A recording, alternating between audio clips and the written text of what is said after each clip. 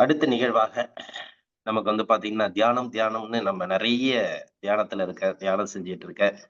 அ தியானத்த பத்தி பல்வேறு கருத்துக்கள் பேசக்கூடியவர்களுக்கெல்லாம், தியானத்த பல்வேறு நிலைகள் அறிந்தவர்கள் நெறைய பேர் இருக்கலாம். அதாவது தியானம் என்பது பார்த்தீங்கன்னா, இன்னைக்கு ஒவ்வொருத்தவர்களும் அது முக்கியமான ஒரு கருத்துக்களோட, முக்கியமான ஒரு பயிற்சி முறைகள்ல சிறப்பா செய்துட்டு இருக்காங்க. அந்த தியானத்தில் மறைந்துள்ள அ அற்புதங்கள் என்ன அப்படிங்கிறத பத்தி இன்னைக்கு நமக்கு இறைமதன் ஐயா நமக்கு சிறப்பான விளக்கம் கொடுக்க போறாங்க. ஏன்னா, எந்த செயலையும் செய்யக்குள்ள நம்ம அத தெளிவடைந்து செய்றது தான் நல்லது அப்படிங்கிறத இந்த காலச்சக்கரம் என்றென்றைக்கு உணர்த்தும் உங்களுக்கு. அந்த தெளிவுகளை தான் நம்ம இன்னைக்கு தினம் தினம் நம்ம கொடுத்துட்டு இருக்கோம். அப்படிங்கிறது தான் உண்மையான நிதர்சனமான உண்மை. அந்த வகையிலே நமக்கு இன்னைக்கு பார்த்தீங்கன்னாக்கா, தியானத்தில் மறைந்துள்ள மகா ரகசியங்கள் என்னென்ன என்பதைப் பற்றி சிறப்பான விளக்கம் அளிக்க இறை சாதனை மார்க்கத்தின் இறைமதன் ஐயா அவர்களை அன்புடன் அழைக்கின்றோம்.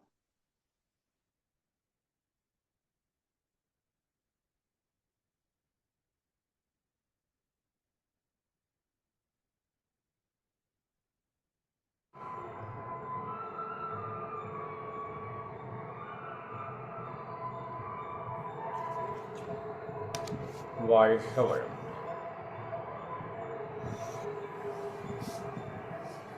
சவுண்டு இப்போ கேக்குதாங்கய்யா? கேக்குது. பேக்ரவுண்ட்ல கொஞ்சம் சவுண்ட் வருது. பேக்ரவுண்டு எல்லாம் விநாயகர் பாட்டு ஓடிட்டு இருக்கு. அப்படிங்களா? சரி சரி சரி சரி. எனக்கு ஒரே நிமிஷம். பரவாயில்லைங்க. சவுண்டு கேக்குது. பரவாயில்ல. சரி சரி.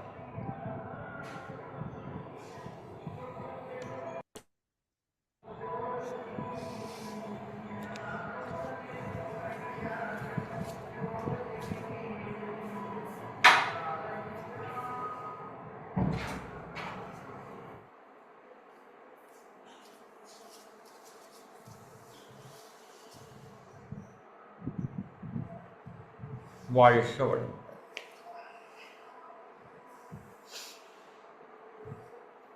வாழ்க வையகம், வாழ்க வையகம், வாழ்க வளம். குரு வாழ்க, குருவே துணை. எல்லாம் வல்ல அருட்பேராற்றலையும் அதன் அனைத்து தன்மாற்ற நிலைகளையும் ஒரு சேர நினைந்து நன்றியுணர்வோடு வணங்கிக் கொள்வோம். ஆசான் அருட்தந்தை வேதாத்திரி மகரிஷி அவர்களே நம்மோடு சூக்குமமாக நிறைந்திருந்து இன்றைய தெய்வீக நிகழ்வுகள் அனைத்தையும் மிக சிறப்பாக நிகழ்த்தி கொடுப்பாராக. வாழ்க வளம், வாழ்க வளம், வாழ்க வளம். மிக்க மகிழ்ச்சி நண்பர்களே.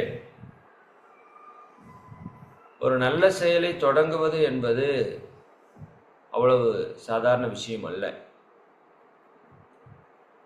நம்ம நிறைய நல்ல செயலை செய்யணும்னு உலக மக்கள் எல்லாரும் நினைத்து கொண்டே இருக்கிறோம். ஆனால் செய்யறோமா அப்படின்னு கேட்டால் அது ஒரு பெரிய கேள்வி.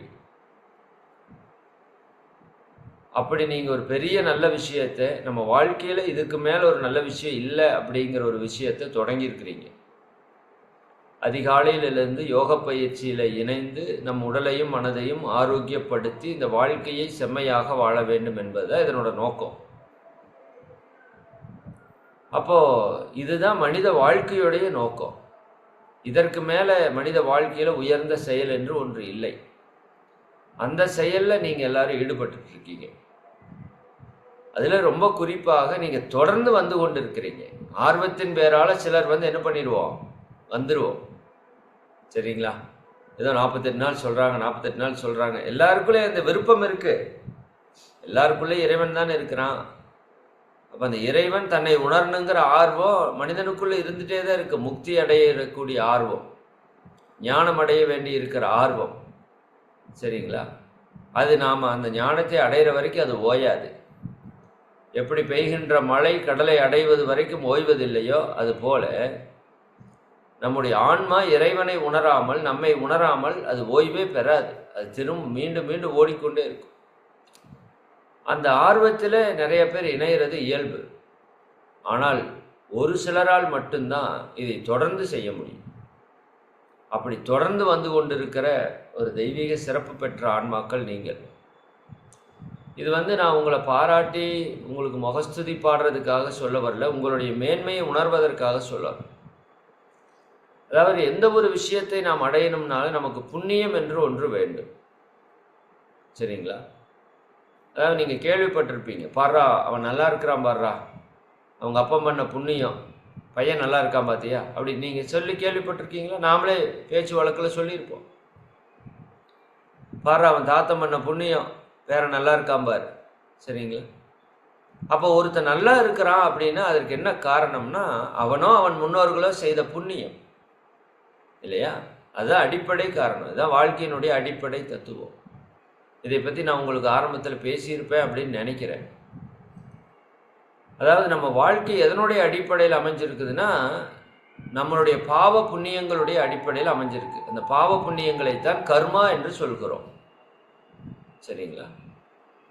நான் உங்களுக்கு காயகல்பத்தில் சொல்லியிருக்கிறோம், இந்த உடலுக்குள் இருக்கிற உயிர், இந்த உயிர் என்னோட அம்மா அப்பாட்டிருந்து வந்தது, அவங்களுக்கு அவங்க அம்மா அப்பா என்று இந்த உயிர் பல கோடி ஆண்டுகளாக, பல லட்சம் ஆண்டுகளாக பயணித்து வருகிறது.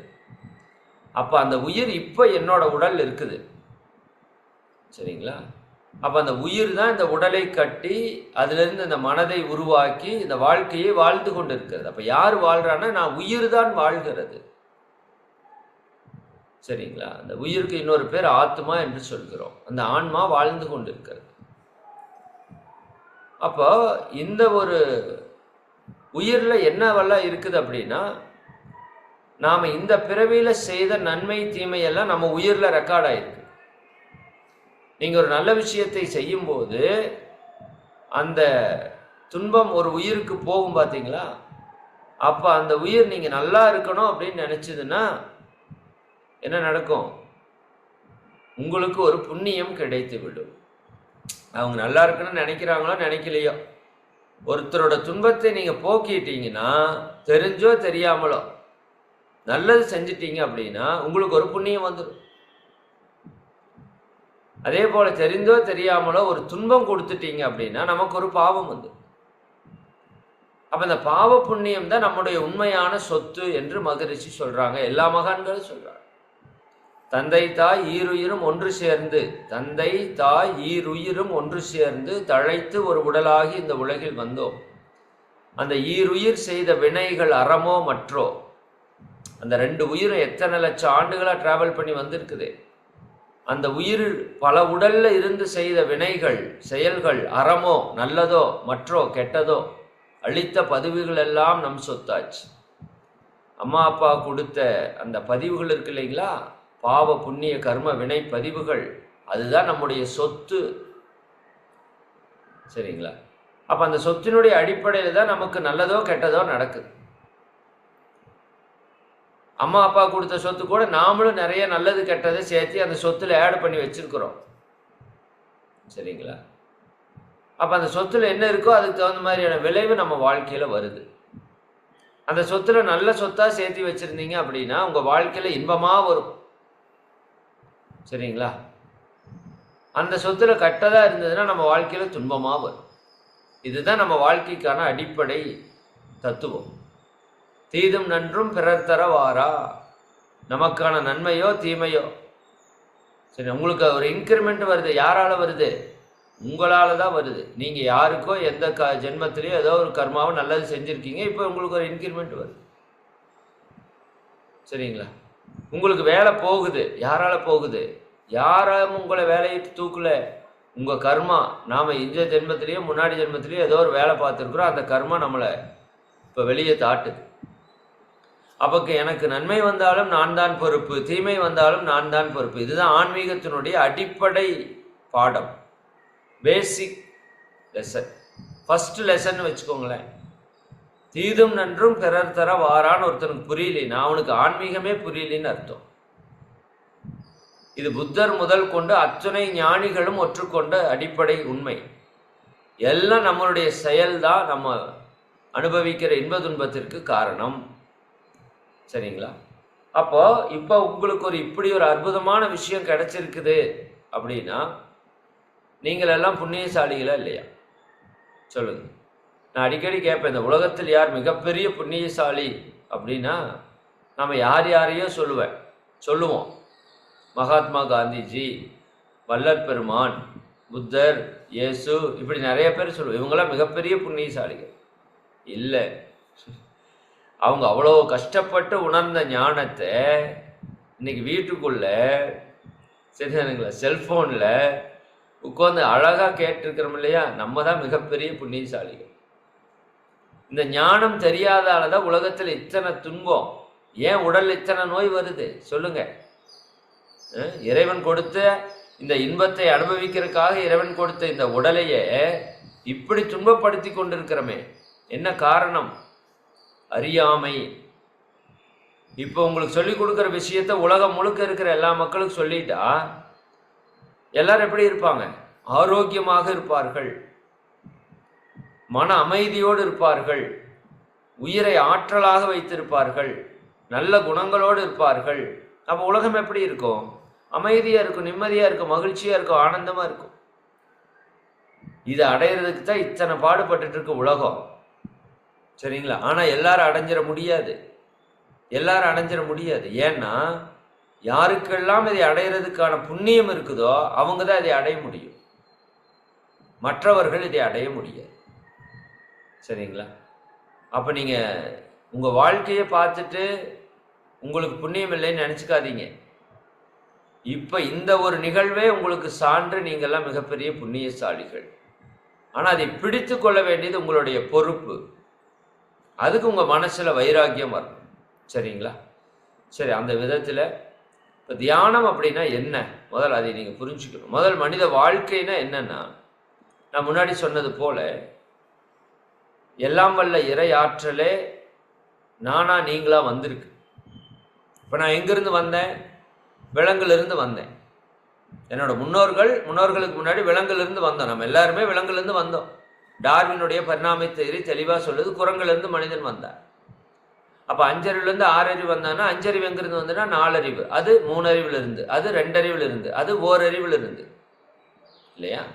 இப்போ 1 அறிவு தாவரம், 2 அறிவு புழுவாய், 3 அறிவு பூச்சியாய், 4 அறிவு ஊர்வனவாய், 5 அறிவு விலங்குகள் பறவைகளாய், 6 அறிவு மனிதனாக வந்திருக்கிறது. இது இயற்கையினுடைய தத்துவம், சிஸ்டம். அப்போ நான் எங்கிருந்து வந்தேன்? மரங்களிலிருந்து வந்தேன். 1 அறிவு தாவரத்திலிருந்து வந்தேன். சரி, 1 அறிவு தாவரம் எங்கிருந்து வந்ததுன்னு கேட்டிங்கன்னா பஞ்சபூதங்களிலிருந்து வந்தது. தாவரத்தில் என்ன இருக்குது? நிலத்தினுடைய அறிகுறியான மண்ணினுடைய சக்தி இருக்குது, நீர், அதுக்குள்ள தண்ணீர் இருக்குது, நெருப்பு இருக்குது, காற்று இருக்குது, விண் இருக்குது. அப்போ பஞ்சபூதத்திற்கு எது மூலம்னு பார்த்தோம்னா சாட்சாத் இறைநிலையே தான். அப்போ இறைவனே தான் நீங்களா நானாவும் வந்திருக்கிறான். இதை முதல்ல நம்ம புரிஞ்சுக்கணும். இறைவனே தான் நீங்க நானா மட்டுமில்லை, எல்லாமாவும் அவன் தான் வந்திருக்கிறான். அவன் எங்க இருக்கிறான்? தூணிலும் இருக்கிறான், துரும்பிலும் இருக்கிறான்னு சொல்றீங்க. அவன் தான் அனைத்துமாக இருக்கிறான். அங்கு இங்கு எனாதபடி எங்கும் பிரகாசமாய் இருக்கிறான். சரிங்க? அவன் இல்லாத இடமே கிடையாது. அப்ப எனக்குள்ள இருக்கானா? இருக்கா. நானாகவே இருக்கிறான். உங்களுக்குள்ள இருக்கிறானா? நீங்களாகவே இருக்கிறான். அப்ப பார்க்கிற பொருட்கள் எல்லாம் யாரு? இறைவனை தான். இறைவனை தவிர வேற ஒன்றும் இல்லை. இறைவனே தான் விண்ணா, காற்றா, நெருப்பா, நீரா, நிலமா, பஞ்சபூதங்களா இருக்கிறான்னா நீங்க மண்ணை பார்க்கிறீங்க, யாரு? இறைவன் தான். நீரை பார்க்கிறீங்க, இறைவன் தான். அதனாலதான் அதெல்லாம் தொட்டு கும்பிடுறோம், சாமி கும்பிடுறோம். நிலத்தை வழிபடுறோம் பூமா தேவின்னு, நீரை வழிபடுறோம் வருண பகவான்னு, நெருப்பை வழிபடுறோம் அக்னி பகவான்னு, காற்றை வழிபடுறோம் வாயு பகவான்னு, விண்ணை வழிபடுறோம் ஆதி பராசக்தி என்று. சரிங்களா? இப்ப எல்லாவற்றையும் ஏன் வழிபடணும்? ஏன்னா இறைவனே அனைத்துமாக இருந்து நம்மை காத்து கொண்டிருக்கிறார். சரி, இறைவன் எதற்காக இவ்வளவு மாற்றம் பெற்று வந்தான் அப்படின்னா, தன்னை உணர்வதற்காக, தன்னிடம் இருக்கின்ற பேராற்றலையும் பேரறிவையும் தான் உணர்ந்து பேரின்பத்தை அனுபவிப்பதற்காக அவன் ஒரு முயற்சி எடுக்கிறான். அப்படி எடுத்த முயற்சியினுடைய இறுதி வடிவம் தான் மனிதன். இப்ப மனிதன் யார்? இறைவனே மனிதனாக வந்திருக்கிறான். எதற்காக? தன்னை உணர்வதற்காக, தானாக இருக்கிற இறைவனை உணர்வதற்காக. அப்படி உணர்ந்தால் என்ன கிட்டும்? பேரின்பம் கிட்டும். பேரின்பம் கிட்டும். சரி, இதுதான் நம்ம வாழ்க்கையோட நோக்கம். இப்ப மனிதன் என்பவன் எங்கிருந்து வர்றான்? இறைவனிலிருந்து வர்றான். எதுக்காக வர்றான்? தன்னை உணர்வதற்காக, இறைவனை உணர்வதற்காக, பேரின்பத்தை அனுபவிப்பதற்காக வந்திருக்கிறோம். சரிங்களா? சரி, நாம பேரின்பத்தை அனுமதிக்கிற எங்காச்சும் போகணுமானா எங்கேயும் போக வேண்டாம். ஏன்? எங்க இருக்குது இன்பம்? நமக்குள்ளேயே இருக்குது. ஏன்? நானாகவே இருக்குது. ஒரு ஆப்பிளை எடுத்து சுவைத்தால் ஆப்பிளுடைய இன்பத்தை நீங்கள் அனுபவிக்கிறீர்கள் இல்லையா? நல்லா புரிஞ்சுக்கோங்க இந்த கான்செப்டை. இறையிலிருந்து எல்லாம் வெளிப்பட்டு வந்திருக்குது. பஞ்சபூதங்களும் அனைத்து உயிர்களும் அனைத்து பொருட்களும் இறையிலிருந்து வெளிப்பட்டு வந்திருக்குது. இந்த பேச்சு இறைவனுடைய சப்தம், நீங்க பார்க்கிற பார்வை இறைவனுடைய காட்சி. சரிங்களா? இப்படி நீங்க ஒரு பொருளை பார்க்கிறீங்கன்னா அந்த பொருளுடைய அனுபவத்தை நீங்க பெறுகிறீங்க. ஒரு சுவையை சாப்பிட்றீங்கன்னா, ஒரு உணவை சாப்பிட்றீங்கன்னா அதனுடைய அனுபவத்தை நீங்க பெறுறீங்க. ஒரு பாடலை கேட்குறீங்கன்னா அதனோட அனுபவத்தை நீங்க பெறுறீங்க. இப்படி நம்ம புலன்கள் மூலமாக அறிந்து கொள்கிறோம். அறியும் போது நமக்கு இன்பம் வருகிறது. அந்த இன்பம் அளவுக்கு மீறி போகும்போது துன்பமா மாறுது. சரிங்களா? இப்போ ஒவ்வொரு பொருளை அனுபவிக்கிறீங்கல்ல, இந்த இறைவனுடைய உச்சகட்ட தன்மாற்றம் யாரு? நீங்களும் நானும். அப்ப நான் என்னையே அனுபவிக்கக்கூடிய தன்மை தான் என்ன தன்மை? ஞானம், முக்தி, மோட்சம் சொல்றாங்கல்ல, தன்னுணர்வு, தன்னையே உணரக்கூடிய தன்மை, அதுதான் இறை உணர்வு. சரிங்களா? அப்ப அதற்கு எங்க நீங்க போகணும்னா, வெளியே போய் பிரயோஜனம் இல்லை.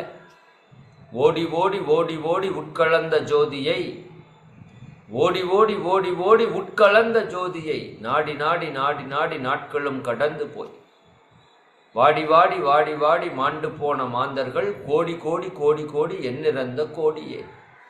கோடி கோடி பேர் செத்துருக்கா. எதுக்கு? ஓடி ஓடி ஓடி ஓடி அங்கங்க ஓடுறான். அந்த கோயில், இந்த கோயில், அந்த சாமியார், இந்த சாமியார், அந்த மடம், இந்த மடம், அந்த ஆசிரமம், இந்த ஆசிரமம் ஓடுறான். எதுக்காக ஓடுறான்? இறைவனை உணர்வதற்காக ஓடுறான். அடைஞ்சானா? எத்தனை பேர் அடைஞ்சான்? சரிங்களா? உட்கலந்த ஜோதி அது, உள்ளே இருக்கிற ஜோதி அது. தன்னை அறிய தனக்கு ஒரு கேடு இல்லை, தன்னை அறியாமல் தானே கெடுகின்றான்னு சொன்னது போல தன்னை அறியணும், தனக்குள்ள இருக்கிற இறைவனை உணரணும். சரிதானுங்களா? உள்ளம் பெருங்கோயில் ஊனுடம்பு ஆலயம் வல்லர் பிரானாருக்கு வாய்ப்பு கோபுரவாசல் தெல்ல தெளிந்தார்க்கு, தெல்ல தெளிந்தார்க்கு ஜீவனே சிவலிங்கம். சிவலிங்கம் வெளியில் உள்ள இருக்குது. அதுக்குன்னு வெளியே நீங்க போக வேண்டாம், கோயிலுக்கு போக வேண்டாம் நான் சொல்லல. சரிதானுங்களா? நீங்க அங்க சென்றாலும் என்ன செய்கிறீர்கள்? கோயிலுக்கு போய் சாமியை கும்பிடுறீங்க, சாமியை பார்க்கறீங்க, பார்த்துட்டு கண்ணை மூடிக்கிறீங்க. அப்ப தெய்வம் எங்க தெரிகிறது? திருப்பதி வெங்கடாஜலபதி எங்க தெரிகிறார்? உங்க மனதிலே தெரிகிறார். முருகன் எங்க தெரிகிறார்? உங்க மனதிலே தெரிகிறார். விநாயகர் உங்க மனதிலே தெரிகிறார். நல்லா புரிஞ்சு சிந்திச்சு பாருங்க. கடவுளை வணங்கும் போது கருத்தினை உற்றுப்பார் நீ, கடவுளாய் கருத்தே நிற்கும் காட்சியை காண்பாய் அங்கே என்று மகரிஷி சொல்வார். கடவுளை வணங்கும் போது உன்னுடைய கருத்தினை உற்றுப்பார். கடவுளாய் கருத்தே நிற்கும். கடவுளாய் எது நிற்கும்? உங்களோட கருத்து தான் நிற்கும். காட்சியை காண்பாய் அங்கே. அப்ப எல்லாம் எங்க தான் நீங்க பாக்குறீங்க? இறைவனை உங்களுக்கு உள்ளதான் பாக்குறீங்க. கடவுள் கடந்து உள்ளே செல், டைவ் இன், அதான் டிவைன். டைவ் இன், உள்ள டைவடி, உள்ள குதி. சரிங்க? காட் அப்படின்னா என்ன அர்த்தம்னா கோ டீப் என்று அர்த்தம். கோ டீப், ஆழ்ந்த உள்ளே செல்.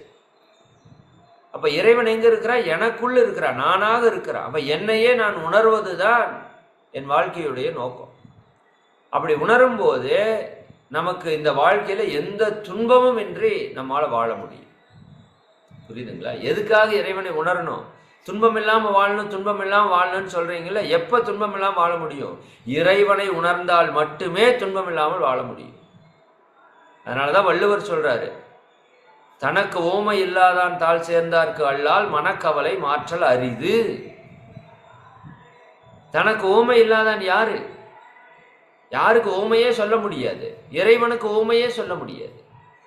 ஒரு சூரியனுக்கு ஓமை சொல்லலாம் இன்னொரு நட்சத்திரத்தை வச்சு, ஒரு பூமிக்கு ஓமை சொல்லலாம் இன்னொரு கோளை வச்சு, எனக்கு ஓமை சொல்லலாம் இன்னொரு மனிதரை வைத்து, இவர் இப்படி இருப்பார் சார். எல்லா பொருளுக்கும் ஓமை காட்ட முடியும், இறைவனுக்கு ஓமை காட்ட முடியுமா? ஏன்னா அவன் ஒருவன் மட்டுமே. எல்லையற்ற தூய பெருவெளி, சுத்தவெளி, அருட்பேர் ஆற்றல்.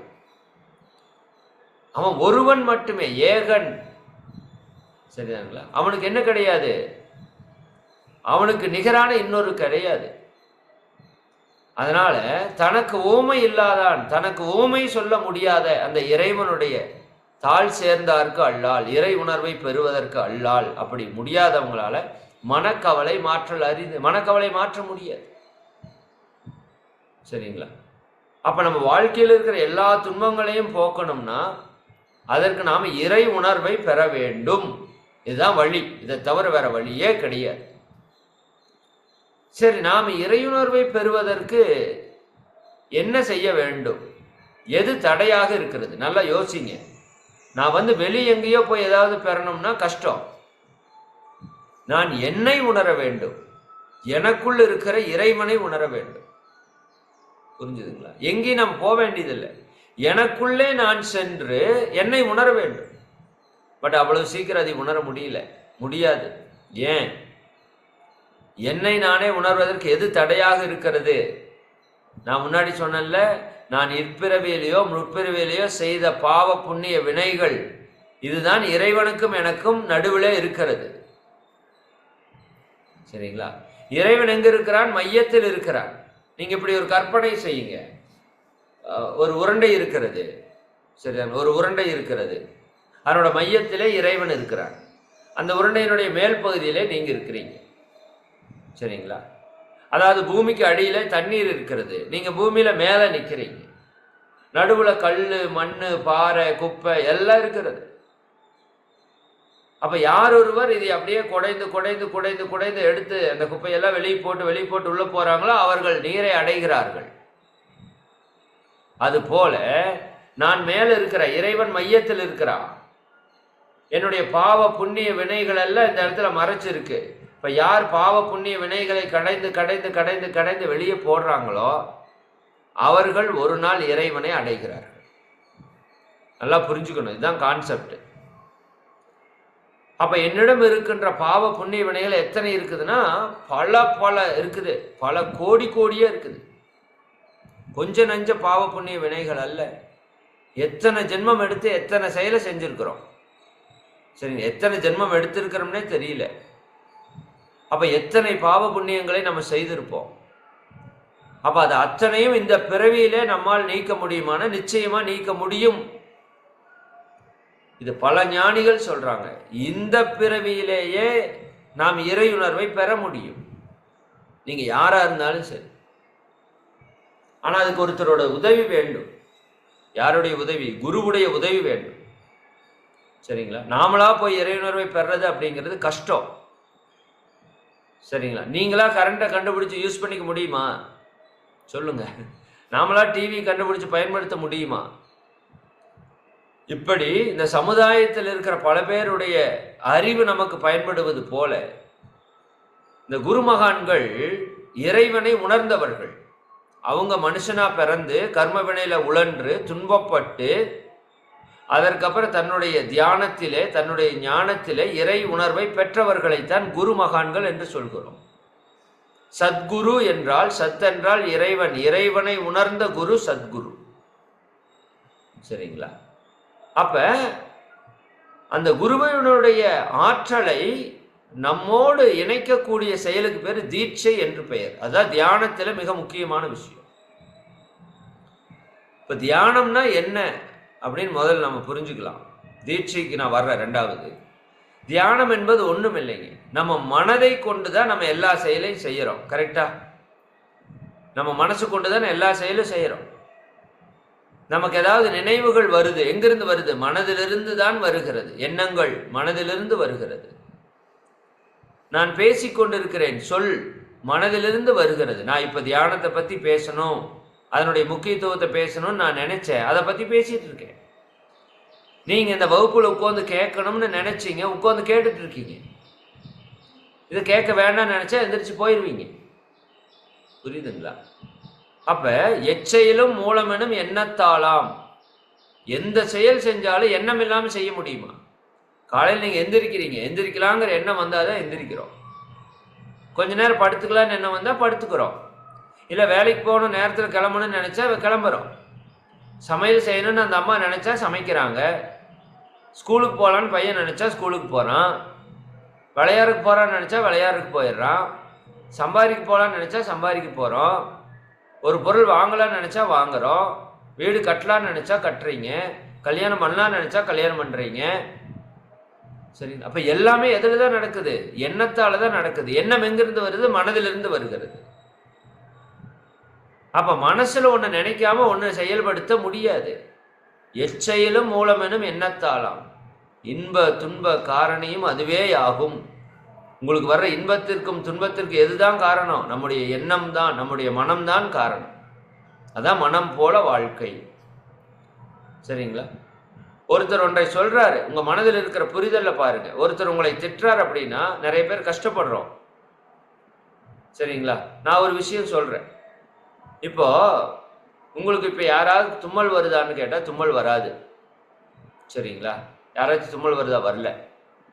இப்போ உங்கள் வீட்டெல்லாம் சுத்தம் பண்ணுறீங்க, ஒற்றையெல்லாம் அடிக்கிறீங்க. இப்போ தும்மல் வருமானா?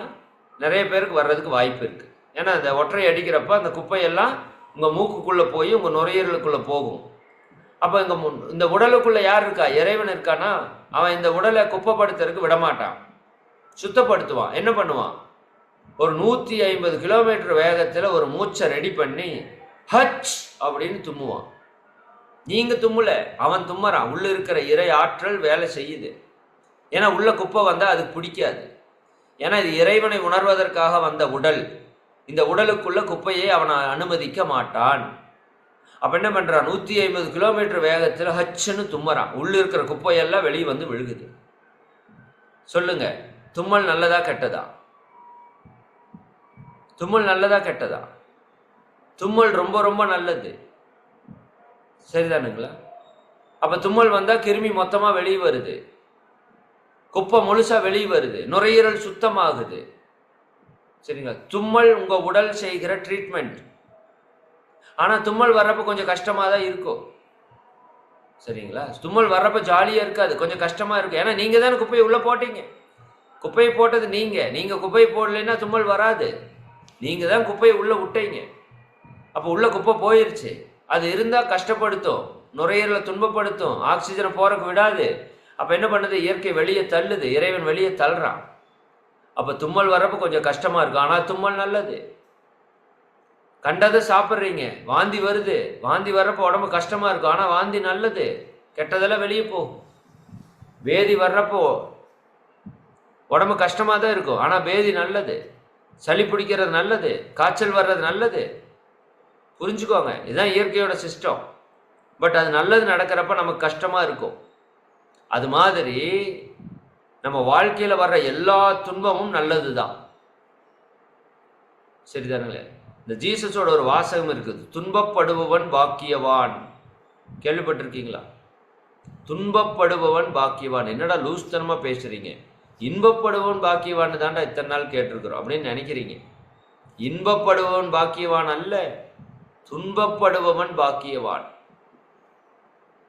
அதைத்தான் வள்ளுவர் சொல்றாரு, இடுக்கண் வருங்கால் நகுக. இடுக்கண் என்றால் துன்பம். துன்பம் வரும்போது சிரிங்க. சரிங்களா? துன்பம் வரும் வேளையில சிரிங்க என்று சொன்னாரு வள்ளுவர். சரிங்க அப்படின்னு ஒரு பாடல் கூட வரும். அப்ப இந்த பக்கம் வள்ளுவர் துன்பம் வரப்ப சிரிங்கிறாரு, அந்த பக்கம் இயேசு மகான் துன்பப்படுவோன் பாக்கியவான்கிறாரு. அப்படின்னா என்ன அர்த்தம்? துன்பம் வர்றப்ப என்ன நடக்குது? உங்களுக்கு ஒரு தும்மல் வர்றதுக்கு நீங்க பாக்கியம் பண்ணி இருக்கணும். உங்களுக்கு ஒரு காய்ச்சல் வர்றதுக்கு நீங்க ஒரு பாக்கியம் பண்ணி இருக்கணும். சரி, உங்களுக்கு சளி பிடிக்கிறதுக்கு நீங்க ஒரு புண்ணியம் பண்ணி இருக்கணும். உங்க நோய் எதிர்ப்பாற்றல் நல்லா இருந்தாதான் இதெல்லாம் நடக்கும். இல்லாட்டி நீங்க சீக்கிரம் எல்லா நோயும் வந்து செத்து போயிடுவோம். அது போல நம்ம வாழ்க்கையில வரக்கூடிய எல்லா துன்பமும் எதுக்காக வருதுன்னா நம்ம கர்ம வினைகளை கழிப்பதற்கு. சரிங்களா? அப்ப துன்பம் வருது அப்படின்னா நீங்க பயப்படக்கூடாது. எதுக்காக துன்பம் வருகிறது? என்னுடைய கர்ம வினையை கழிப்பதற்காக. அதாவது நான் சொல்றேன், நல்லா புரிஞ்சுக்கோங்க. இப்ப நீங்க ஒருத்தருக்கு ஒரு நல்லது செய்றீங்க, அவர் நீங்க நல்லா இருக்கணும்னு சொல்றாரு, உங்களுக்கு ஒரு புண்ணிய பதிவு வந்து விட்டது. நீங்க ஒருத்தர் கெடுதல் செய்றீங்க, அவரோட உடலையே மனதை வருத்துறீங்க, உங்களுக்கு ஒரு பாவப்பதிவு வந்து விட்டது. இப்போ இந்த புண்ணிய பதிவு எப்படி உங்ககிட்ட இருந்து வெளியே போகும் அப்படின்னா, நீங்க பிறருக்கு துன்பத்தை போக்கி இன்பத்தை கொடுத்து தானே அந்த புண்ணிய பதிவு வந்தது. அப்போ உங்ககிட்ட இருக்கிற ஒரு துன்பத்தை போக்கி இன்பத்தை கொடுத்து அந்த புண்ணிய பதிவு வெளியே போகும். அதாவது உங்களுக்கு ஒரு சந்தோஷத்தை, மகிழ்ச்சியை, நல்லதை செஞ்சுட்டு புண்ணியம் வெளியே போகுங்க. சரிங்களா? அதான் சொல்லுவாங்க, பாரு அவங்க அப்பா பண்ண புண்ணியம் நல்லா இருக்கிறான் பாத்தி, அவன் நல்லா இருக்கிறான்னா அவங்க அப்பா பண்ண புண்ணியம் செலவாகி கொண்டு இருக்குதுன்னு அர்த்தம். ஒருத்தன் கெட்டு போயிட்டேன்னு என்ன சொல்றோம்? பாரா அவங்க அப்பா பண்ண பாவம், சரி அவங்க தாத்தா பண்ண பாவம் அனுபவிக்கிறான் பாத்தியா சொல்றீங்கல்ல. அப்ப நாம செய்த பாவம் எப்படி வெளியே போகும்னா, நமக்கு ஒரு துன்பத்தை கொடுத்துட்டு வெளியே போகும். குப்பையை உள்ள விட்டது நாம செய்த பாவம் நம்ம உடம்புக்கு, அப்ப அது ஒரு துன்பத்தை கொடுத்துட்டு வெளியே போகுது. கெட்டதை சாப்பிட்டது நாம் செய்த பாவம் நம்ம உடம்புக்கு, அது ஒரு வாந்தியை கொடுத்து வெளியே போகுது. சரி, அப்போ வாந்தி நல்லதா? நல்லது. அப்போ உங்களுக்கு வாழ்க்கையில் வரக்கூடிய துன்பமெல்லாம் நல்லதா? ரொம்ப ரொம்ப நல்லது. நீங்கள் நல்லா யோசிச்சு பாருங்க. உங்களுக்கு ஒரு துன்பம் இல்லாட்டி நீங்கள் இந்த வகுப்புக்கே வந்திருக்க மாட்டீங்க. சத்தியமாக சொல்கிறேன். ஏதோ ஒரு துன்பம், உடல்லையோ மனதிலையோ குடும்பத்திலையோ வாழ்க்கையிலையோ பொருளாதாரத்திலையோ ஏதோ ஒரு துன்பம் இருந்தால் தான் நீங்கள் இங்கே வந்திருக்கிறீங்க. அப்போ உங்களை இங்கே கூட்டிகிட்டு வந்தது யாரு? கூட்டிகிட்டு வந்து இத்தனை பயிற்சிகளை கொடுக்க வச்சது யாரு? யோசித்து பாருங்க. உங்களுடைய துன்பம். அப்போ உங்கள் துன்பத்திற்கு நீங்கள் நன்றி சொல்லணும். துன்பம் சும்மா வரல, சரிங்களா? துன்பம் உங்களை உயர்த்துவதற்காக வந்திருக்கிறது. இப்போ பாருங்க, ஒரு துன்பத்துக்காக இங்கே வந்தீங்க, ஆனால் உங்கள் வாழ்க்கையில் இருக்கிற மொத்த துன்பமும் போகிறதுக்கான பயிற்சி அட்டன் பண்ணிட்டு இருக்கீங்க. நீங்கள் புண்ணியசாலிகளா இல்லையா? இறைவன் அப்படித்தான் பண்ணுவான். இறைவன் துன்பத்தை கொடுத்து நம்மளை இழுப்பான். நம்மளுக்கு துன்பமே இல்லாட்டி நம்ம இறைவனையே நினைக்க மாட்டோம். கண்டபடிக்கு செலவாகி செத்து போயிடுவோம். சரிங்களா? நல்லா புரிஞ்சுக்கோங்க. இறைவன் எங்க இருக்கிறான்? நம்ம கூடயே இருக்கிறான், நமக்குள்ளேயே இருக்கிறான். அப்ப நம்ம தவறான வழியிலே செல்லும் போது நமக்கு அவன் நம்மை வழிநடத்தி கொண்டே இருக்கிறான். தப்பு செய்யறப்ப உள்ள இருந்து சொல்லிட்டே இருக்கிறான். அப்ப இந்த துன்பம் என்பது என்னன்னா, நம்மளுக்குள்ள இருக்கிற பாவ பதிவுகள் வெளியே போறதுக்கு பேர் தான் துன்பம்னு பேரு. சரிங்களா? அப்ப இனிமேல் துன்பம் வரக்கூடாதுன்னு நினைக்காதீங்க. துன்பம் வரக்கூடாதுன்னு நீங்க நினைச்சீங்கன்னா, உங்கள்கிட்ட இருக்கிற பாவம் எல்லாம் வெளியே போகக்கூடாதுன்னு நீங்க நினைக்கிறீங்கன்னு அர்த்தம். சரிங்களா? அப்ப துன்பம் வருதுன்னா என்னுடைய பாவம் கழிகிறதுன்னு அர்த்தம். வீட்டுக்காரர் திட்டுறாருன்னா சும்மா திட்ட மாட்டாரு. நீங்க எங்கேயோ யாரையோ திட்டி ஒரு பாவத்தை பண்ணி வச்சிருக்கீங்க. அது வீட்டுக்காரர் வந்து திட்டி என்ன பண்றாரு? உங்களுடைய பாவத்தை கழிக்கிறார். வீட்டுக்காரம்மா திட்டி உங்க பாவத்தை கழிக்கிறாங்க. அதுக்காகத்தான் நம்ம கல்யாணம் பண்றது. ஒருத்தர் ரெண்டு பேரும் பாவத்தை கழிச்சுக்கலான்னு தான் கல்யாணமே பண்றோம். அதுவே நமக்கு தெரியல. சரி, அதனாலதான் நமக்கு யார் அதிக துன்பம் கொடுப்பாங்கன்னா உங்க வீட்டுக்காரம்மா தான் கொடுப்பாங்க. உங்க வீட்டுக்காரர் தான் கொடுப்பாரு. அதுக்கு மேல யாராலையும் துன்பம் கொடுக்கவே முடியாது இந்த உலகத்துல. சரிதானுங்களா? இதான் உண்மை, இதான் சத்தியம். அப்போ இது என்ன வாழ்க்கைன்னு நீங்க புரிஞ்சுக்கணும். அப்ப துன்பத்தை போக்கி பாவத்தை போக்கி அந்த துன்பம் இல்லாமல் வாழ்வதற்கு ஏதாவது செய்ய முடியுமா அப்படி யோசிச்ச போது நமக்கு கிடைத்த இரண்டு விஷயங்கள், ஞானிகள் கொடுத்த விஷயங்கள். ஒன்று பயிற்சி. சரிங்களா? அதுல தான் தியானம் என்பது மிக முக்கியமான ஒரு பயிற்சி. இப்ப தியானம்ங்கிறது என்ன? நம்ம மனதை கொண்டுதான் எல்லா செயலையும் செய்யறோம். இந்த மனம் தான் நல்லதும் செய்து கெட்டதும் செய்யுது. இந்த மனதை கெட்டது செய்யாம நல்லது மட்டுமே செய்யக்கூடிய ஒன்றாக மாற்ற வேண்டும். அப்பதான் நம்ம வாழ்க்கையில நம்ம மகிழ்ச்சியா வாழ முடியும். வேற வழியே கிடையாது. மனம் போல வாழ்க்கை.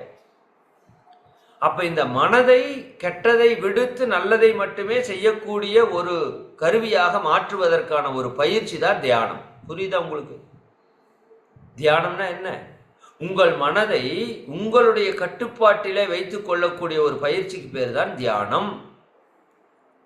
எப்படி நம்ம உடலை ஆரோக்கியப்படுத்துவதற்காக இந்த உடலையே இயக்கி உடலில் இருக்கிற கழிவுகளை எல்லாம் போக்கி உடலை ஆரோக்கியமாக வைத்துக்கொண்டு இந்த உடலின் மூலமாக இன்பத்தை அனுபவிக்கிறோமோ, இந்த உடல் இன்பத்தை அனுபவிக்கிறதுக்கு தான் கொடுக்கப்பட்டது. பட் நம்ம சரியா ஹேண்டில் பண்ணாம கரெக்டா பயிற்சி பண்ணாம விட்டதால இதே உடல் துன்பத்தை கொடுக்கிறது. எனக்கு இந்த நோய், அந்த நோய், இந்த பிரச்சனை, அந்த பிரச்சனை. அப்ப இந்த உடலை கொண்டு சரியா பயிற்சி பண்ணி நல்லா சாப்பிட்டு நல்லா தூங்கி நல்லா உழைச்சு, சரிங்களா, இந்த உடலை ஆரோக்கியமாக வைத்துக் கொள்ளணும். உடலை கொண்டு உடலுக்கு பயிற்சி செஞ்சு உடலை ஆரோக்கியமா வச்சு உடல்ல சந்தோஷமா இருக்கிறோம். அதுபோல மனதை கொண்டு மனதிற்கு ஒரு பயிற்சி செய்து மனதில் இருக்கிற தீமை எல்லாம் போக்கி மனதை ஆரோக்கியப்படுத்தி மகிழ்ச்சியா வாழ்றோம். சரிங்களா? அதுதான் தியானம், வேற ஒண்ணுமே இல்லை. மனதை கொண்டு மனதை கட்டுப்படுத்தி மனதை ஆற்றல் படுத்தி மனதை நம்ம வசப்படுத்தக்கூடிய ஒரு பயிற்சிக்கு பேரு தியானம். சரிங்களா? அப்ப தியானம் என்பது இந்த பிறவியினுடைய உச்சகட்ட செயல் அவையார் சொல்றாங்க.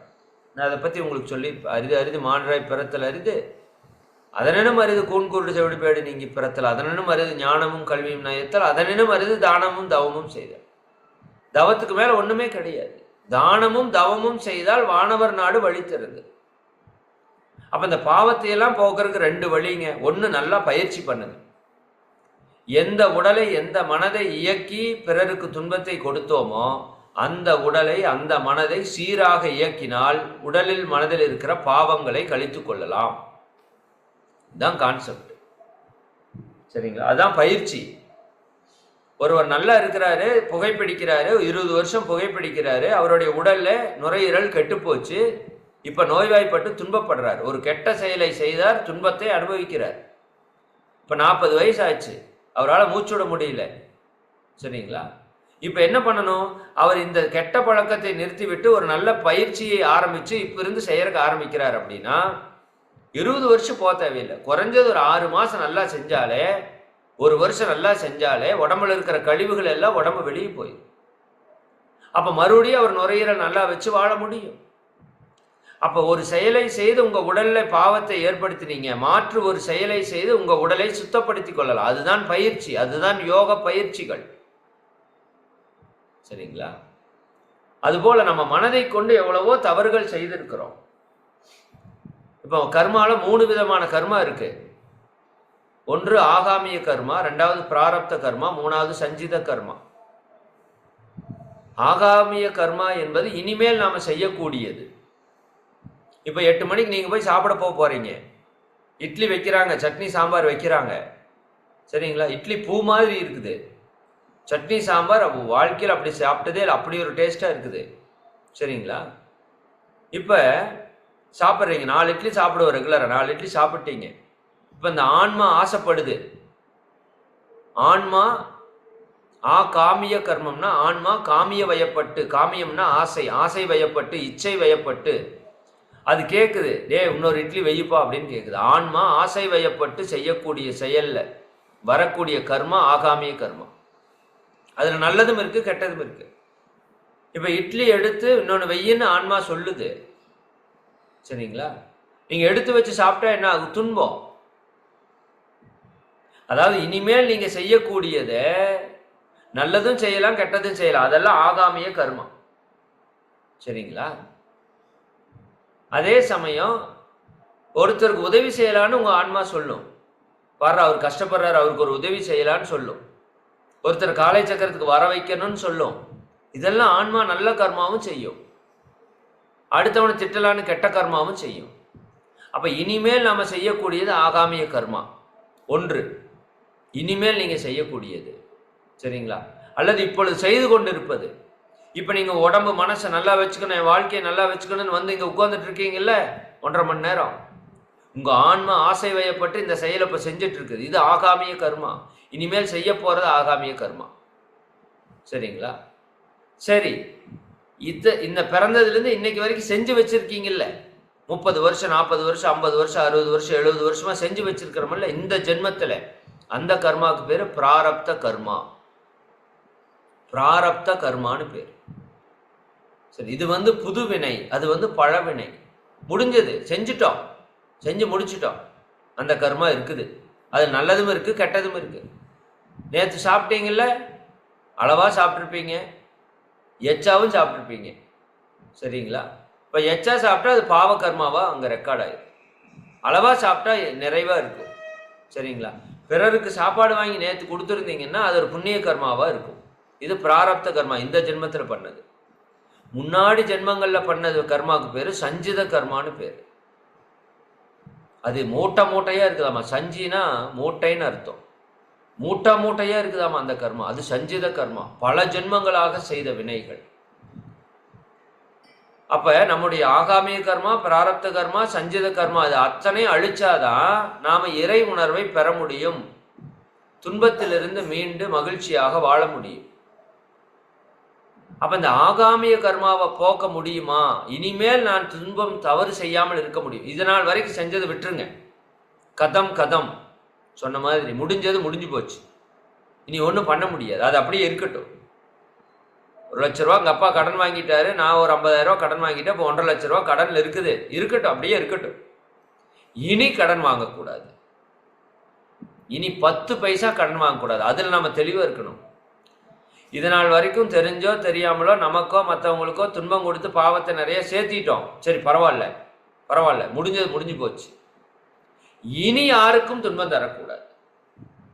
உங்களுக்கும் சேர்த்து தான் சொல்றேன். கண்ணு எரிய டிவி செல்போனை பார்க்கறது சரிதானுங்களா? வாய் எரிய திங்கிறது, வயிறு எரிய சாப்பிட்றோமா இல்லையா? இதெல்லாம் நமக்கு செய்யக்கூடிய பாவம். நல்லா புரிஞ்சுக்கோங்க. பாவம்னா பிறருக்கு துன்பம் கொடுத்தா மட்டும் பாவம் இல்லை. உங்களுக்கு நீங்கள் துன்பம் கொடுத்தாலுமே அது பெரும் பாவம் என்று நீங்கள் புரிந்து கொள்ள வேண்டும். சரிங்களா?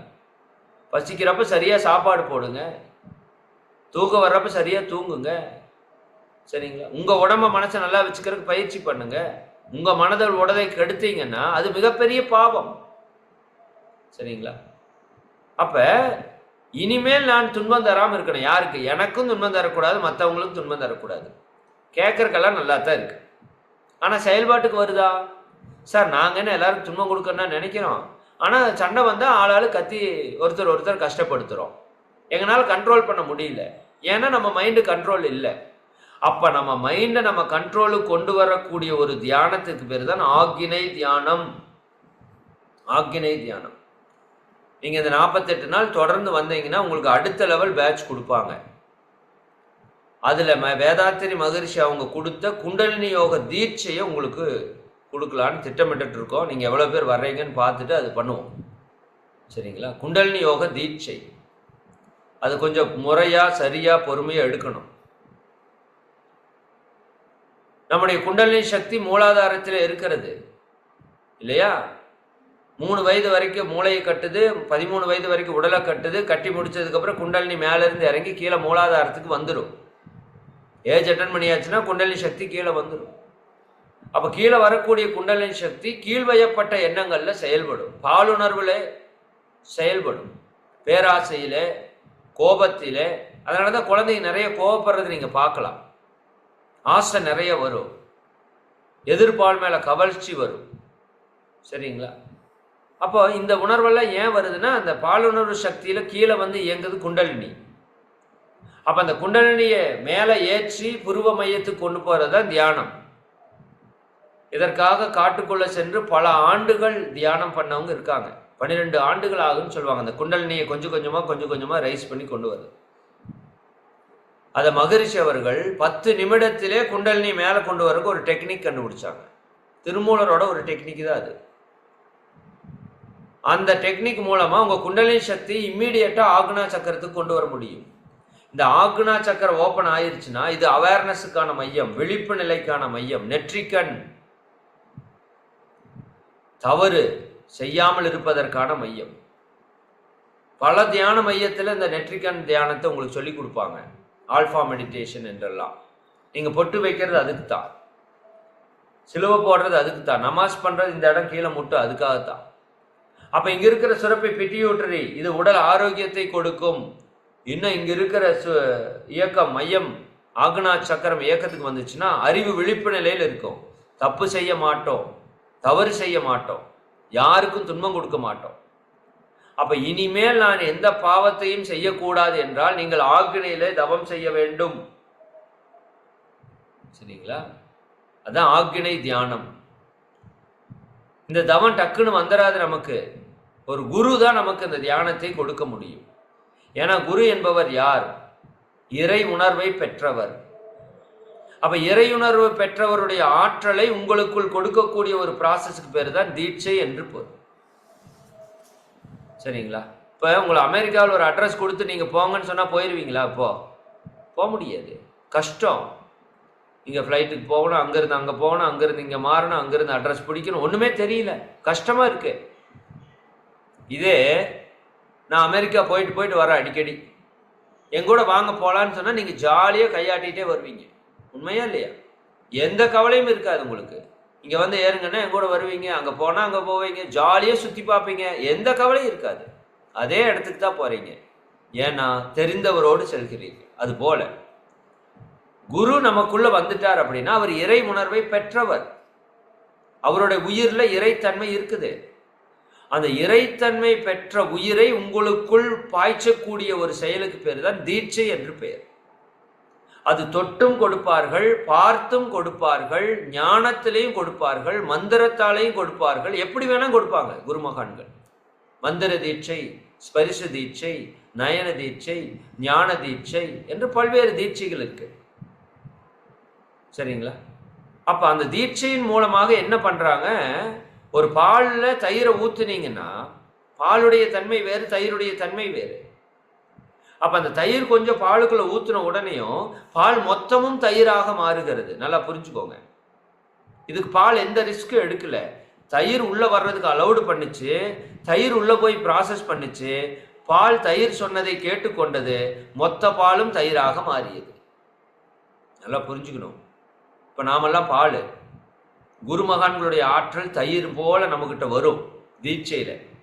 நீங்க அந்த ஆற்றல் உள்ள வந்ததுக்கு அப்புறம் அது என்ன சொல்லுதோ அதை கேட்டுட்டு அமைதியா அதுபடி ப்ராசஸ் பண்ணீங்கன்னா நாம குருத்தன்மையை அடைந்து விடுமோ, இறைத்தன்மையை அடைந்து விடலாம். இது எளிமையா நடந்துடும், இயல்பா நடந்துடும். நீங்க சிரமமெல்லாம் ஒன்றும் பட வேண்டாம். அப்படி குருவனுடைய ஆற்றலை நமக்குள் பாய்ச்சக்கூடிய ஒரு செயலுக்கு பேர் தான் தீட்சை. அது பின்னாடி கொடுப்போம். அப்போ ஆக்னி தியானம் பண்ணீங்கன்னா இனிமேல் தப்பு செய்ய மாட்டோம், ஆகாமிய கர்மம் வராது. சார் இதுவரைக்கும் செஞ்ச பாவத்தை எப்படி கழிக்கிறது அப்படின்னா அதுக்கு ஒரு தவம் இருக்கு, துரிய தவம். தலை உச்சியிலே சகசிராதார யோகம், பிரம்மரந்தர யோகம் என்று சொல்லக்கூடிய. சரிங்களா? அப்ப இங்க தவம் பண்ணா என்ன சார் நடக்கும்? தன்னை அறியும் தத்துவ ஞானிகள் முன்னை வினையின் முடிச்சு அவிழ்ப்பர், பின்னை வினையை பிடித்து பிசைவர், சென்னியில் வைத்த சிவனருளாலே. தன்னை அறியும் தத்துவ ஞானிகள் முன்னை வினையின் முடிச்சு அவிழ்ப்பர். முன்னாடி ஒரு வினை செஞ்சு வச்சிருக்கிறோம் இல்ல, அந்த முன்னை வினையினுடைய முடிச்சை அவிழ்ப்பார்கள் அந்த வினைகளை. பின்னை வினையை பிடித்து பிசைவர், அதிலிருந்து இனிமேல் வரக்கூடிய துன்பம் இருக்கு இல்லையா, அதை பிடித்து பிசைந்து வீசி விடுவார்கள். எப்போ? சென்னியில் வைத்த சிவனருளாலே. சென்னி என்றால் உச்சி. இந்த உச்சியில இருக்கிற, உச்சிக்குள் இருக்கிற பீனியல் சுரப்பி, அதுக்கு மையத்தில் இருக்கிற இறைத்தன்மை, சென்னியில் வைத்த சிவனருளாலே. அப்ப துரியதவம் யாரெல்லாம் நல்லா பண்றாங்களோ அவங்க இந்த ஜென்மத்திலே செய்த பிராரப்த கர்ம வினைகளை அழித்து விட முடியும். இதுக்கு தான் தியானம் பண்ணணும்னு சொல்றது. தியானம் ஏதோ சும்மா உட்காந்து தூங்குற வேலை அல்ல. நம்ம பாவ வினைகளை வேறறுக்கிற செயல் தியானம். எந்த பாவ பதிவுகள் நமக்கு துன்பத்தை கொடுக்குதோ அந்த பாவ பதிவுகளை பீத்து வீசக்கூடிய செயல் தியானம். சரிங்களா? தியானத்தை பத்தி இன்னும் நிறைய சொல்லணும். அப்போ பிராரப்த கர்மா, இந்த ஜென்மால நான் தெரிஞ்சோ தெரியாமையோ நிறைய தவறு செஞ்சுட்டேன், அந்த பாவத்தை எடுக்கிறதுக்கான வழி துரியம். முன்னோர்கள் செய்த வினை வித்தில் உண்டு. நம்ம முன்னோர்கள் செய்த வினை வித்தின் மூலமாக நமக்கு வந்துருச்சு. மூளையிலே உன் செயல் பதிவு அனைத்தும் உண்டு. அதனாலதான் அந்த துரியத்திற்கு தலை உச்சிக்கு அவ்வளோ முக்கியத்துவம் கொடுப்போம் ஆன்மீகத்தில். மொட்டை அடிக்கிறது, ஜடாரி வைக்கிறது, இருமுடி கட்டுறது, பால்கோடை எடுக்கிறது. ஐயர் பார்த்தீங்கன்னா அரை மொட்டை அடிச்சு நாமத்தை இங்கே இழுத்துட்டு இருப்பாங்க. இதெல்லாம் என்ன காரணம்? துரியம் பீனியல் சுரப்பி இயக்கத்துக்கு வந்துருச்சு அப்படின்னா உங்களோட பிராரப்த கர்மா போய்விடும். அப்ப மூளையில நீங்க தவம் செய்ய செய்ய செய்ய செய்ய செய்ய செய்ய அந்த உயிராற்றல் உங்க மூளையில ஓடி ஓடி ஓடி ஓடி ஓடி அதில் இருக்கிற பாவத்தை எல்லாம் கழிச்சு. உச்சியிலே நீ சென்றால் உடனே காணும் அதிசயம் ஓர் உயிரின் வளமாம் சுற்று ஆகும். அந்நிலையில் நிலைத்திருக்க. சரிதானுங்களா? இச்சையெல்லாம் பிறக்குமிடம் கண்டு கொள்வாய். எது வேண்டும் எது வேண்டாம் என்று இரண்டும் கண்டு நச்சு விலை இச்சைகளை அகற்றிவிட்டு, தீமை தரக்கூடிய ஆசைகளை அகற்றிவிட்டு நலமையும் என்னமே மீதம் கொள்வாய். எங்க? இங்கே உச்சியிலே பிராரப்த கர்மா நீங்கும். சரி சார், முன்னோர்கள் செஞ்சதை நீக்கிறதுக்கு ஏதாவது வழி இருக்கா? இருக்கு. அதுக்கு ஒரு தியானம் இருக்கு. அதுதான் துரியாதீத தவம். துரியம் அதீத நிலைக்கு போகும்போது துரியாதீதம். அப்ப துரியாதீதத்தில் என்ன பண்றோம்? நம்ம மனதை விரித்து விரித்து விரித்து விரித்து விரித்து விரித்து அந்த இறைவனோடு லயமாக்குறோம். அதுதான் துரியாதீதம். அதுக்கெல்லாம் நிறைய விளக்கங்கள் இருக்கு, நான் பின்னாடி சொல்றேன். அப்ப இறைவனோடு நம்ம மனதை இணைக்கக்கூடிய தவத்துக்கு பேரு துரியாதீதம். அதான் சமாதி நிலை தியானம், ஜீவ பிரம்ம ஐக்கிய முக்தி தியானம் என்று பல்வேறு தியானம் அதுக்கு பேரு. அப்ப துரியம் கடந்து அதீதமான இறைவனோடு இணையும் போது என்ன நடக்குது? இறைவனோட இணைஞ்சிங்கன்னா என்ன ஆகும்? கடலிலே கரைத்த பெருங்காயம் போல. அதாவது ஒரு டம்ளர் டிச்சு தண்ணி இருக்கு, ஒரு டம்ளர் டிச்சு தண்ணி இருக்கு, நாத்தம் முடிச்சு கிடக்கு. இதை எடுத்துட்டு போய் இந்த கடல்ல ஊத்துறீங்க, சரிங்களா? இப்ப கடல் நாருமா? கடல் நாருமா? நாராது. ஏன்? கடல் பிரம்மாண்டமானது. நீங்க எடுத்துட்டு போனது எத்திரியோண்டு தண்ணி. கடலோட தண்ணி கூட கம்பேர் பண்றப்ப உங்க தண்ணி எத்திரியோண்டு அற்பமானது. ரெண்டாவது, நம்மகிட்ட எவ்வளவுதான் நாத்தம் இருந்தாலும் கடலுக்கு என்ன சக்தி இருக்கு? அதை தூய்மை செய்யக்கூடிய ஆற்றல் இருக்கு, இல்லையா? அப்ப கடல் என்ன பண்ணிடும்? அதை தூய்மைப்படுத்தி விடும். இப்ப மறுபடியும் அதுல இருந்து ஒரு டம்ளர் மோருங்களேன், கடல்ல இருந்து கடல்ல ஊத்திட்டு மறுபடியும் ஒரு டம்ளர் மோந்தீங்கன்னா டிச்சு தண்ணியே இருக்கும், தூய நீர் இருக்கு. அது போல இந்த ஆன்மா இறைவன்ல இருந்து வந்தது, நிறைய பதிவுகள், பாவ பதிவுகளை தாங்கி இருக்குது.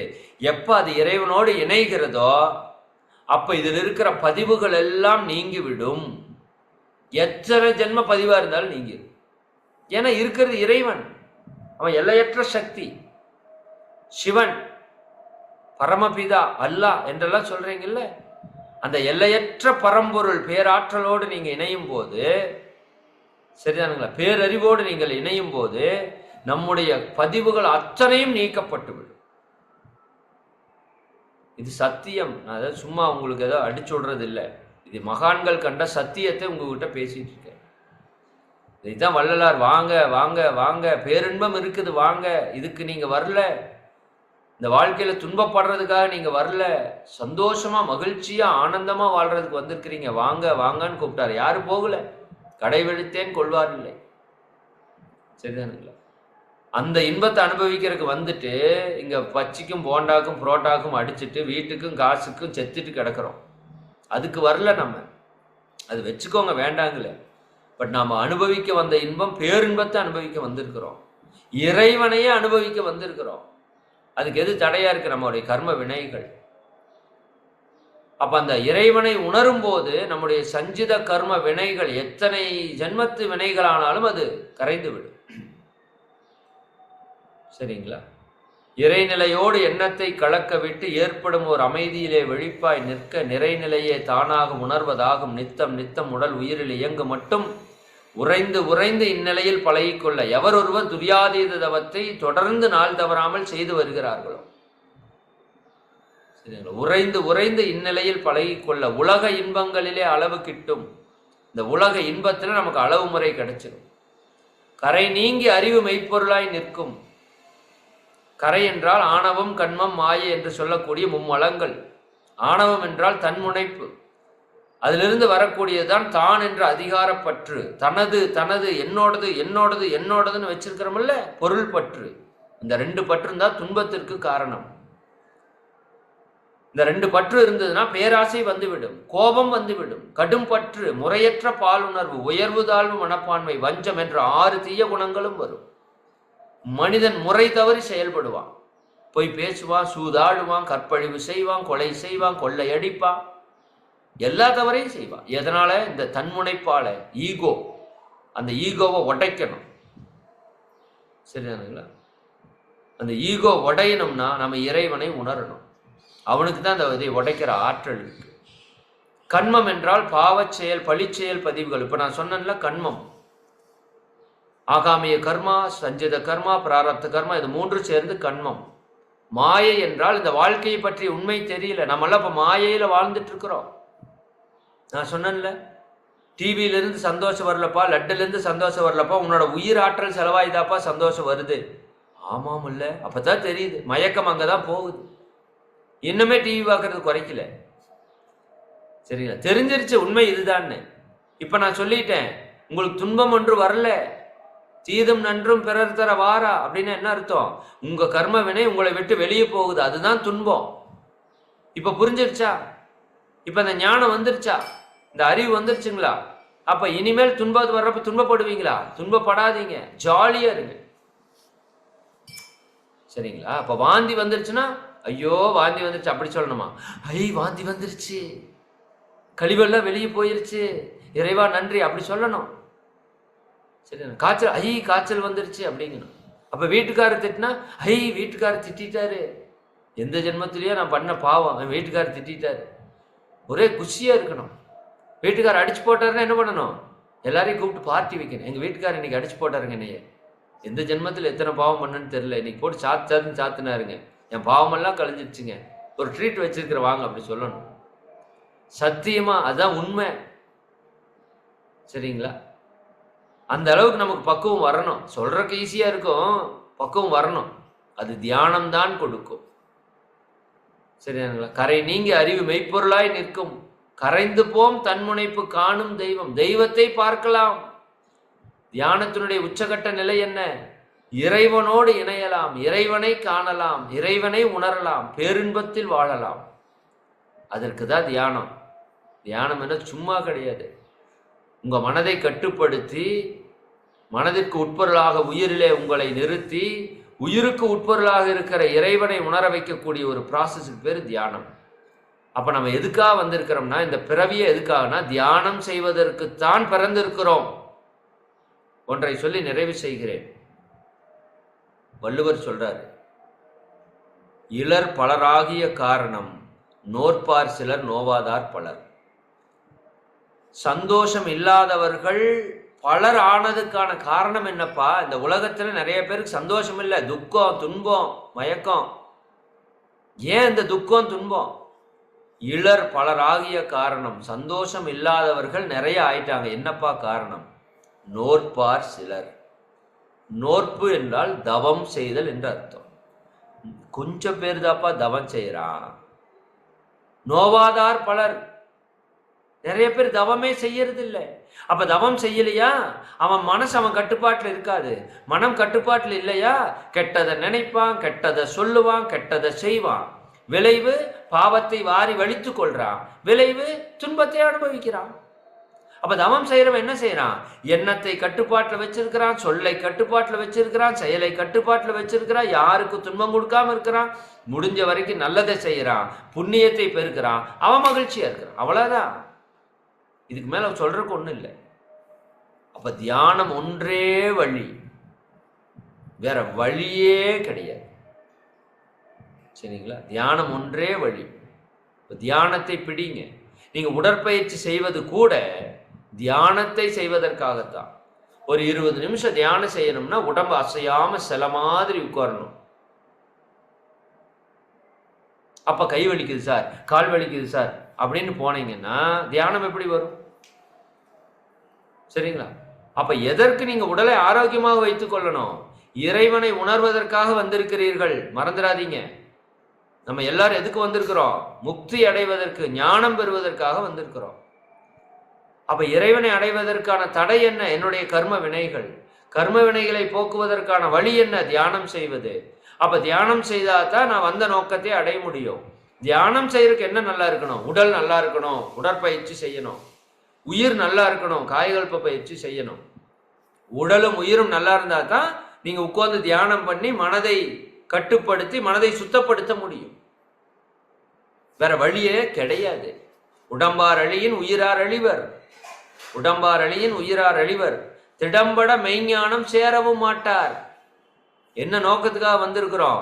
மெய்ஞானத்தை, இறை உணர்வை அடைவதற்காக வந்திருக்கிறோம். அதை அடைய முடியாது உடம்பு கெட்டு போச்சுன்னா.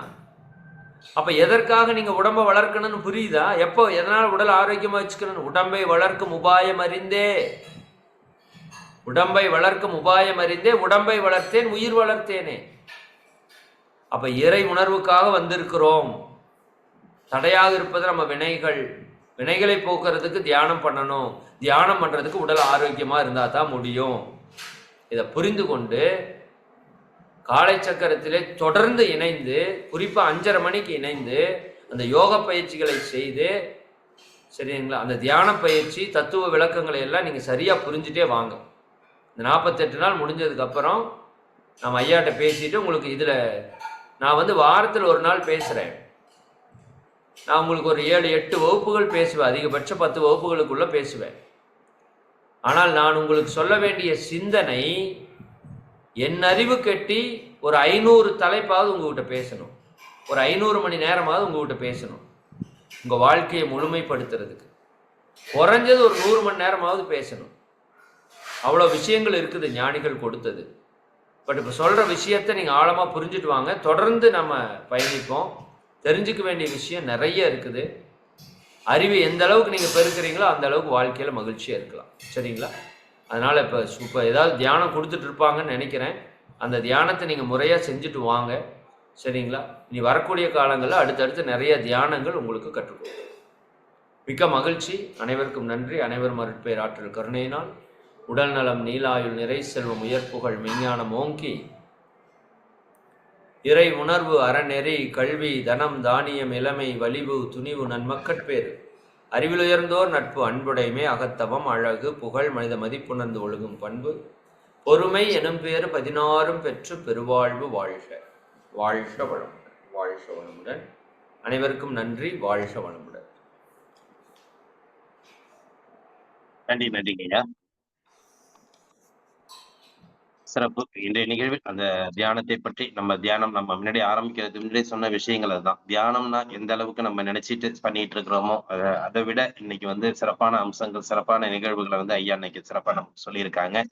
எந்த அளவுக்கு தியானம் என்பது எந்த அளவுக்கு நமக்கு வந்து உண்மைத்துவம் வாய்ந்தது என்பதை பற்றி சிறப்பான விளக்கம். எதை நம்ம செய்தா தியானம் நமக்கு வந்து புலப்படும் என்பதை பற்றி ஒரு அற்புதமான விளக்கம் இன்றைக்கு கொடுத்திருக்காங்க. அந்த அளவுக்கு நம்ம வந்து உடலை பாதுகாத்து வைத்துக் கொண்டால் மட்டும்தான் அந்த தியானத்தையும் செய்ய முடியும் அப்படிங்கிற இந்த இறைநிலையோடு நம்மளுடைய கலந்து அந்த உணர்வுகளோடு கலந்து நம்ம அதை செய்ய முடியுங்கிற ஒரு அற்புதமான விளக்கத்தை கொடுத்திருக்காங்க. கண்டிப்பாக காலச்சக்கரம் அன்பர்களுக்கு இது ஐயா சொன்ன மாதிரி இதை விட ஒரு தேடுதல் இருக்குதுன்னா கிடையவே கிடையாது அப்படிங்கிறதுதான். அந்த நிலைகள்ல ஒரு முதன்மையான நிலைக்கு இன்னைக்கு வந்திருக்கீங்க அப்படின்னு சொல்லலாம். எல்லாருமே இன்னைக்கு ஒரு முதன்மையான நிலைக்கு வந்திருக்கீங்க. இதை நீங்க எந்த அளவுக்கு பிடிச்சிக்கிட்டு ஃபாலோ பண்றீங்களோ அது உங்களுக்கு வந்து நல்ல ஒரு வழிகாட்டுதலா இருக்கும் அப்படிங்கிறதையும் நமக்கு இன்னைக்கு சிறப்பா சொல்லியிருக்காங்க. எல்லாருக்குமே வாழ்த்துக்கள். இன்றைய நிலையில் நமக்கு அற்புதமாக அந்த தியானத்தின் அற்புதங்களை பற்றி, ரகசியங்களை பற்றி சிறப்பாக நமக்கு விளக்கம் கொடுத்து சிறப்பித்துக் கொடுத்த இறை சாதனை மார்க்கத்தின் இறைமதன் ஐயா அவர்களுக்கு அனைவரின் சார்பாக நெஞ்சார்ந்த நன்றிகளையும் வாழ்த்துக்களையும் தெரிவித்துக் கொள்கிறோம். நன்றிங்க ஐயா. வாழ்க வளமுடன்.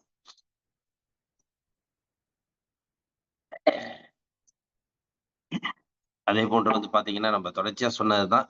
இந்த நிகழ்வுல தொடர்ந்து பயணிங்க, தொடர்ந்து கலந்துங்க. உங்களுடைய எல்லா செய்திகளுக்கும், எல்லா நிகழ்வுகளுக்கும் நிறைவுல உங்களுக்கு எல்லாமே நம்ம விளக்கம் கொடுப்போம். உங்கள் சந்தேகங்களும் நிறைவேற்றப்படும். நன்றி, வணக்கம். இந்த நிகழ்வை நமக்கு தொடர்ந்து சிறப்பாக நடத்திக் கொண்டிருக்கும் ரோட்டரி இன்டர்நேஷனல் ஜோன் 5 சேர்ந்த அனைத்து ரோட்டரி மாவட்ட ஆளுநர் அவர்களுக்கும், ரோட்டரி டிஸ்ட்ரிக்ட் சேர்மன் அவர்களுக்கும் நன்றிகளையும் வாழ்த்துக்களையும் தெரிவித்துக் கொள்கிறோம். அதே போன்று இந்த நிகழ்விலே நமக்கு சிறப்பான ஆசனங்களையும் பயிற்சிகளையும் அளித்து சிறப்பித்துக் கொடுத்த ஆசானால சிவமையா அவர்களுக்கும் நன்றிகளையும் வாழ்த்துக்களையும் தெரிவித்துக் கொள்கிறோம். அதே போன்று இறை சாதனை மார்க்கத்தின் இறைமதன் ஐயாவின் இன்றைய சிந்தனைகள், கருத்துக்கள் அனைத்தும் அனைவருக்கும் சிறப்பு வாய்ந்ததாக இருந்தது.